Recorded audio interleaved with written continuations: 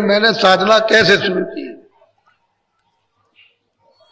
वो ये कहते हैं कैसे शुरू किया, बोलो जरा सुनिए आप। तुलसी ने रखे देखी निज नैना, कोई कोई शांत पारखिए। गोस्वामी जी महाराज कहते हैं कि मैंने अपने निज नेत्रों से, यानी दिव्य नेत्र से, ज्ञान चक्षु से, स्थल राही से मैंने जो कुछ भी निरखा, निरखा मतलब देखा, तो कोई कोई संत बताएगा, नहीं तो सब नहीं, कोई बिरला बिरला, कोई तुलसी निरख देख निज लेना। जो मैंने अपनी दिव्य ज्ञान चक्षु से देखा वो मैं अब वर्णन करना चाहता हूं, बोलो। जो कोई शांत अगम घटी घाई, चरण टेके पुण्य माहू। अब गोस्वामी जी महाराज कहते हैं कि भाई मैं कोई चीज नहीं ले आया। जो भी संत आए उन्होंने अगम गति को उन्होंने रखा, प्राप्त किया, बताया उन्होंने। कहते हैं मैंने उसको कैसे प्राप्त किया कि उनके चरणों में इसको रखा, आबाजी सिर को रख दिया और वो सूरज जो है उसको चरणों में जोड़ दिया। मैंने उनकी कृपा से, उनकी दया से ये चरण, सिर टेक करके चरणों पर, और उनकी दया मिली तब कुछ कहा, बोलो। अब जीवन का कहो निबेरा, जासे मिटे भरम बस। अब कहते हैं भाई जीवों का अब कैसे छुटकारा होगा, ये जीव कैसे किनारे लगेगा और भरम इसका कैसे जाएगा, भूल भटक। अगर वो नहीं बताएंगे तो कैसे जा सकता, ऐसे नहीं जा सकता। भूल भटक तो तभी जाएगी जब उसके छुटकारे की जुक्ति बताएंगे, वैसे नहीं जा सकता। अब मेरी तरफ देखो, ये दोनों आंखों के मध्य में ये सूरज जिसको रू कहते हैं, सोल, ये दोनों आंखों के मध्य में बीचों बीच में दरमियान में सेंटर में बैठी है।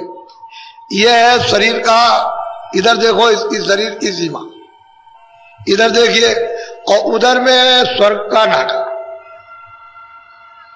इसके बिल्कुल बीच में बैठक है। वैसे अलग थलग बैठी है, लेकिन अब क्या किया जाए कि इसको दरवाजे पर बैठा दिया, इस शरीर के दरवाजे पर, सीमा पर बैठा दिया। और जब कूड़ा कचरा पड़ा तो ऊपर का जो प्रकाश फैला हुआ था वो दब गया, वो नीचे फैल गया सुराखों में, ये आंख में, ये कान में, नाक में, इधर में मेरुदंड में, इस तरफ में कंठ में, हृदय में, नाभि में, और गुदा चक्र में, इंद्रिय द्वार में, इधर फैल गया। उसी की वजह से ये चलता फिरता है।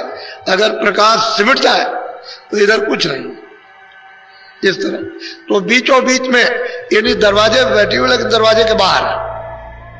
दरवाजा उतनी देर के लिए बंद है जब तक कूड़ा कचरा लदा हुआ, पहाड़ों की तरह से लदा है, बस उतनी देर। अगर ये हट गया तो बिल्कुल अलग है, तभी तो पता चलता है, तभी वो देखेगी भाई ये शरीर क्या चीज है, नहीं तो कैसे देख सकती है।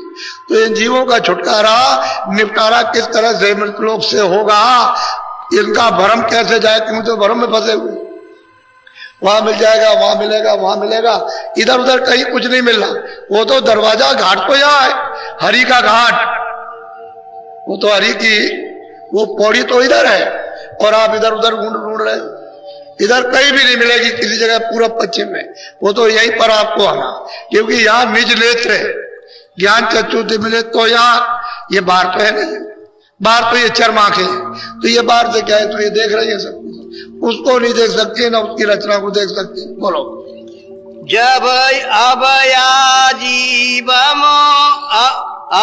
जीवन को कहो निबेरा, जासे मिटे भरम बस। और कहते हैं इन जीवों से अब ये बताना चाहता हूं कि इनका भ्रम चला जाए, और भ्रम इसका जगत का चला जाएगा, अंधकार का, अज्ञान का, अविवेक का तो छुटकारा ये कर लेंगे अपना। और जब तक ये भ्रम नहीं जाता है तो अज्ञान भ्रम है, उसमें कोई ज्ञान का तो नहीं।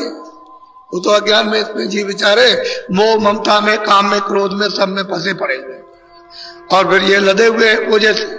अब बोझा कैसे उठेगा वो तो इनको पता नहीं है। इसके ऊपर 1000 का ड्रिल ला दो और मतलब ये 4000 ला दीजिए, ये तो लदे हुए, इनको क्या मालूम हो। अगर कहीं बोझा उतरने लगे और आपका उतर जाए फिर लदे तो पता चल जाएगा, लेकिन तो कितने झुक झुक से दबे पड़े। बोलो, जब या मोक्ष जीव की होई, मोक्ष जाने सत्य गुरु पद से। कहते हैं जीव की मुक्ति कब होगी? जब सतगुरु मिल जाएगा। जिन्होंने सत्य को प्राप्त कर लिया वो जब इस संसार में मानव शरीर में मिलेंगे तभी इस जीव की मुक्ति होगी, दूसरा कोई रास्ता नहीं, कहीं भी किसी जगह नहीं। तो आप ममता, मोह में, लोभ में, लालच में, इसमें आप फंसे हुए तो आपको इसमें क्या पता चल। लेकिन जीव की मुक्ति तो जब ही होगी जब वो संत सतगुरु मिल जाएंगे जिन्होंने उस मालिक को प्राप्त किया, तब होगी, दूसरा कोई रास्ता नहीं। तो आपको तो उन्होंने आदेश दिया था कि महापुरुषों की खोज करना, तो आपने खोज किया।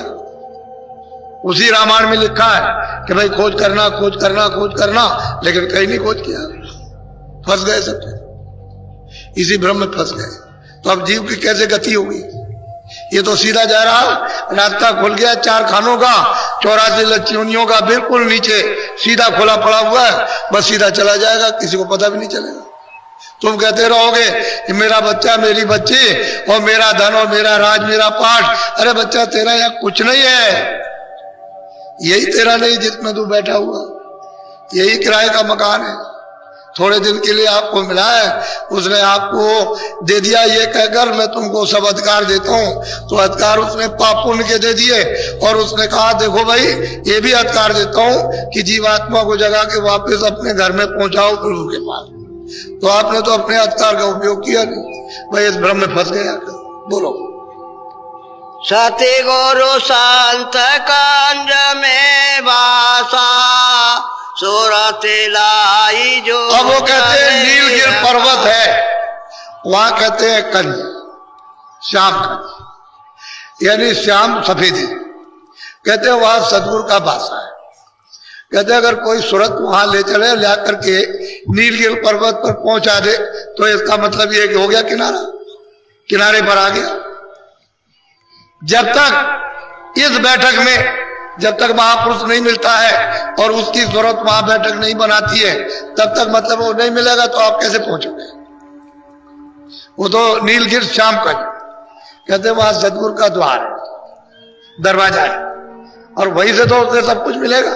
वो तो डोरी लगी हुई है, ऊपर की आई हुई डोरी पड़ी हुई है सामने, बिल्कुल सामने डोरी पड़ी हुई है, और चरण कमल का एक शीशा है बहुत बड़ा, यानी शीशा, उसमें अपना रूप दिखाई देता। लेकिन कब दिखाई देगा?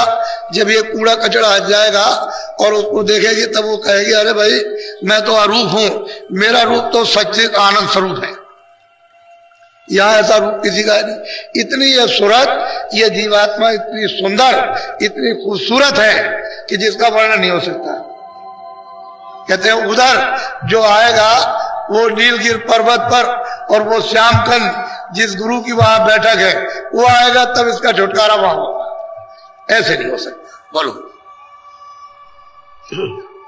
श्याम कंजली गिर सोई, तेरा पारे मान जाने। गोस्वामी जी महाराज कहते हैं कि नीलागिर पर्वत है और बहुत छोटा दरवाजा,